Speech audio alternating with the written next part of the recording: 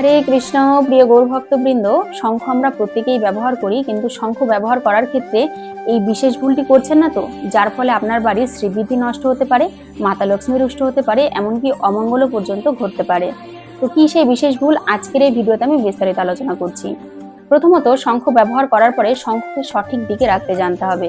যদি আমরা শঙ্খকে সঠিক দিকে রাখতে না জানি, সেক্ষেত্রে কিন্তু আপনার বাড়িতে অমঙ্গল পর্যন্ত হতে পারে।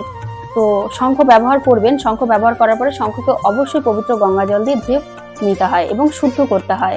এবং শঙ্খকে শুদ্ধ করে নেওয়ার পরে আপনারা কখনোই শঙ্খকে কিন্তু দক্ষিণ দিকে মুখ করে রাখবেন না বা পশ্চিম দিকে মুখ করে রাখবেন না।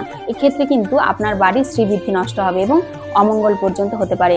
কারণ দক্ষিণ দিকে যদি শঙ্খকে মুখ করে রাখা হয় বা পশ্চিম দিকে মুখ করে রাখা হয়, সেক্ষেত্রে মাতা লক্ষ্মী প্রসন্ন হয় না, রুষ্ট হয়ে যায় এবং সেই বাড়ির প্রতি কিন্তু শ্রীবৃদ্ধি নষ্ট হতে থাকে ধীরে ধীরে। সুতরাং এই বিশেষ ভুলটি কিন্তু একদমই করবেন না। শঙ্খ ব্যবহার করার পর শঙ্খকে অবশ্যই আপনারা সঠিক দিকে রাখবেন। কি সেই সঠিক দিক, এই বিষয়ে আমি বিস্তারিত আলোচনা করেছি আমার পূর্বের ভিডিওতে, আপনারা চাইলে দেখে নিতে পারেন। যদি আজকের এই ভিডিওটি ভালো লেগে থাকে এবং আপনি যদি একটু উপকৃত হয়ে থাকেন, অবশ্যই আপনার শুভাকাঙ্ক্ষীকে ভিডিওটি শেয়ার করে উপকৃত করবেন। সকলে ভালো থাকবেন। হরে কৃষ্ণ।